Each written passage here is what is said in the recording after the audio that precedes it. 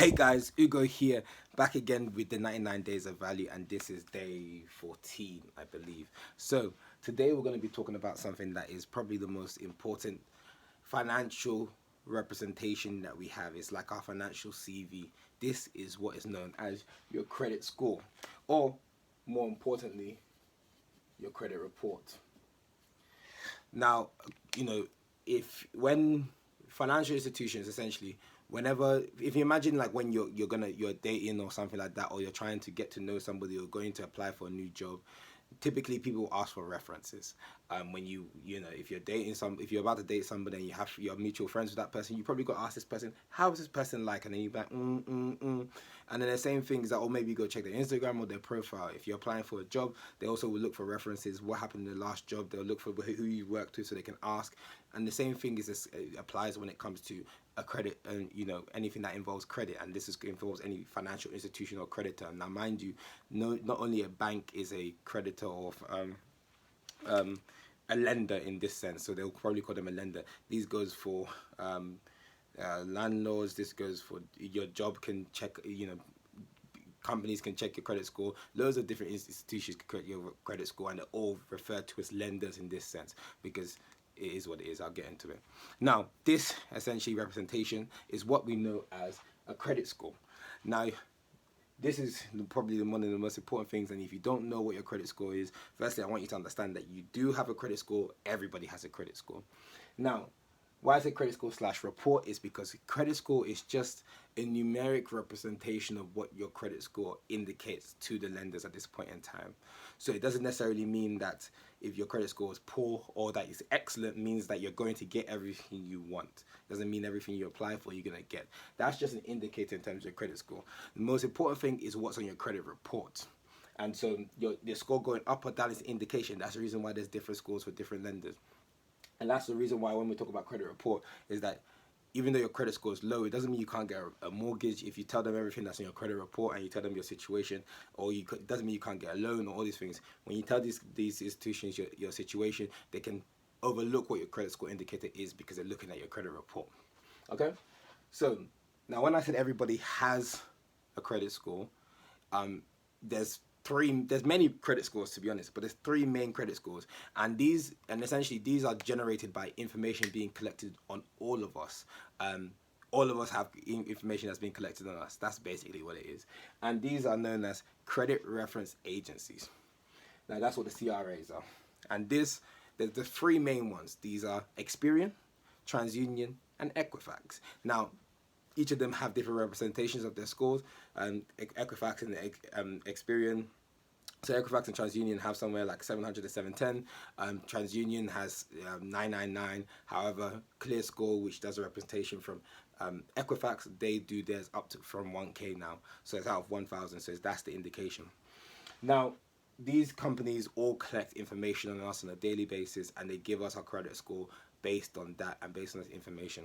Now, to understand the biggest impacts of this, now first and foremost, you should go and check your credit score.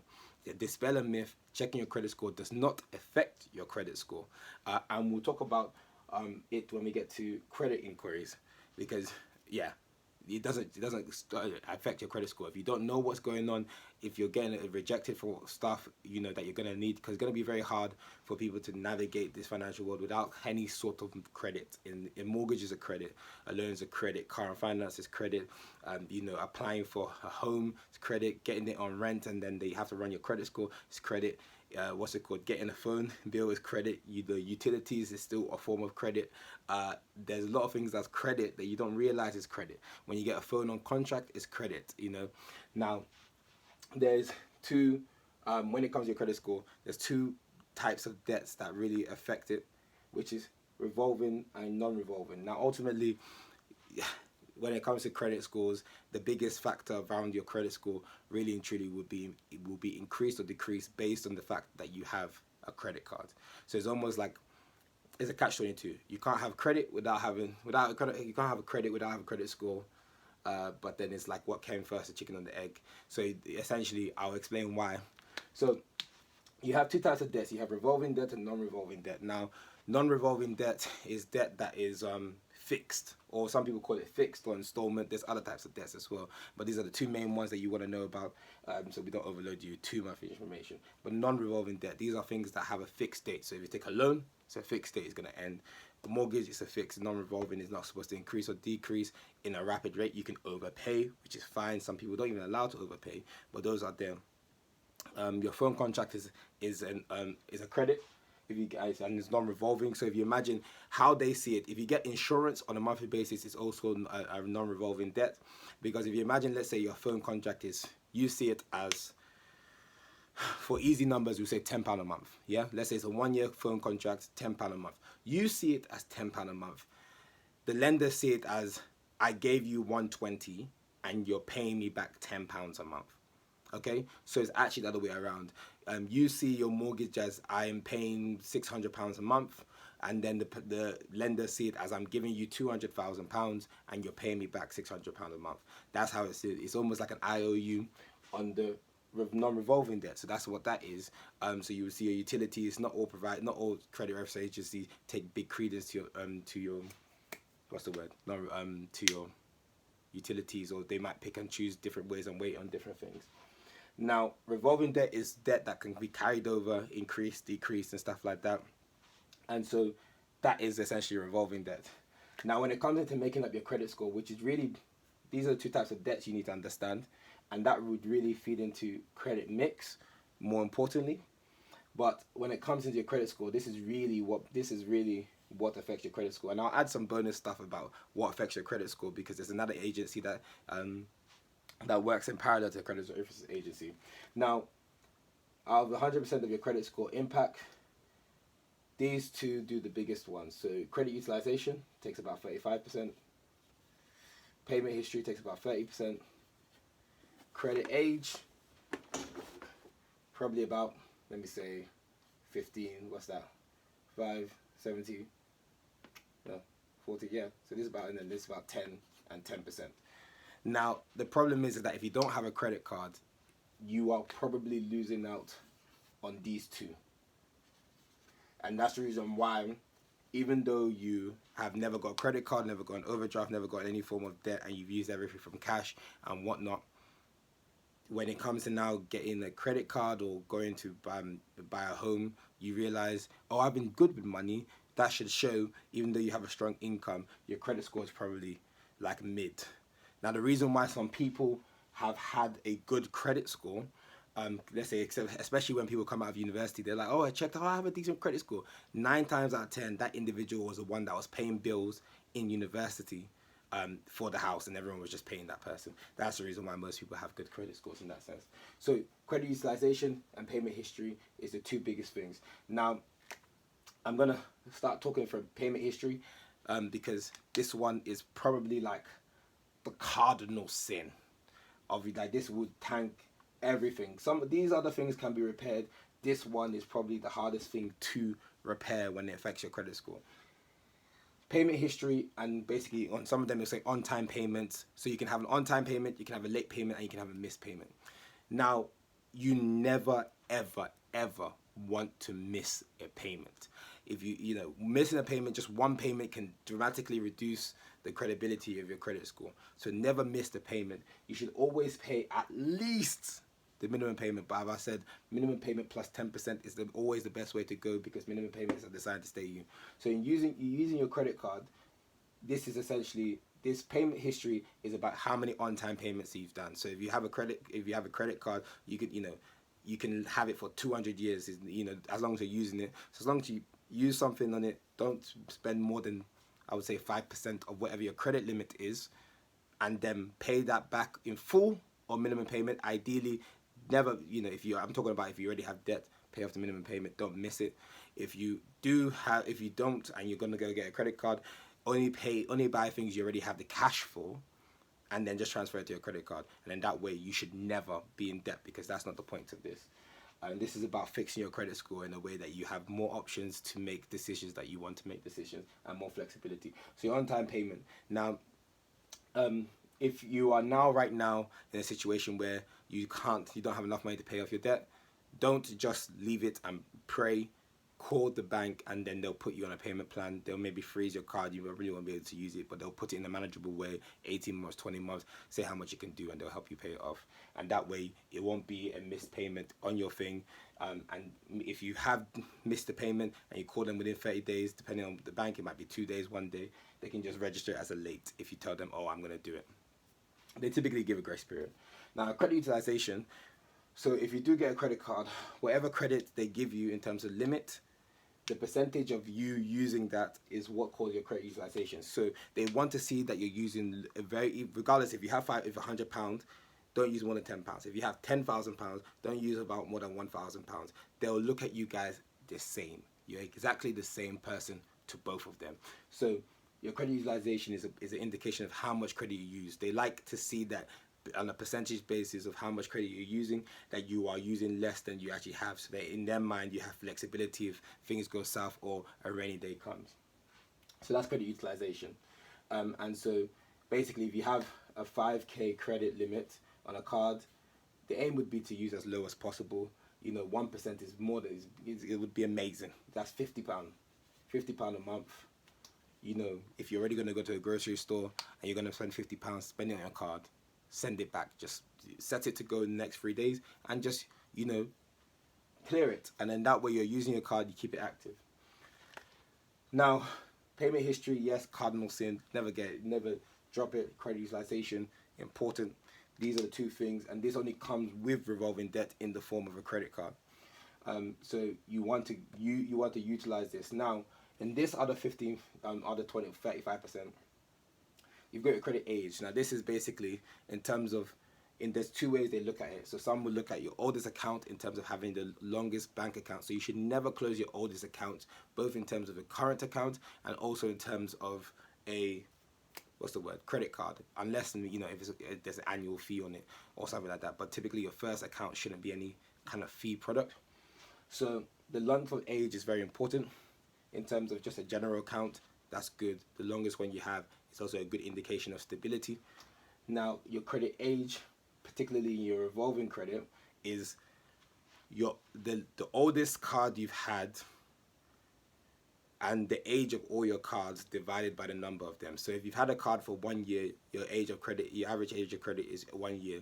If you now then go get another card in that year, then your total age is 1 year, but you have 2 cards. So the average age of your account is 6 months. So that's basically what will happen. So your credit age, the longer you have it and the longer you let all your cards grow together, then the better it is. On average, if you can get it to like an average of 3 years, like 36 months, 32 months, then that's a strong indication of this part.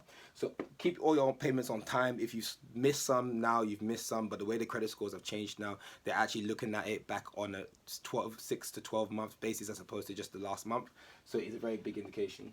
Now, credit inquiry is basically something about, or searches, credit inquiry or searches. This is basically about how many times your credit report is being pulled or viewed, or how many times you're applying for credit. Now, soft searches are just like, I looked at your profile and I just looked at it and saw, okay, you work here or whatever, or I looked at your Instagram, I just saw it. Now, in terms of a hard search, this is when they're actually going in, putting up your details, going in there and actually trying to get to know what's going on.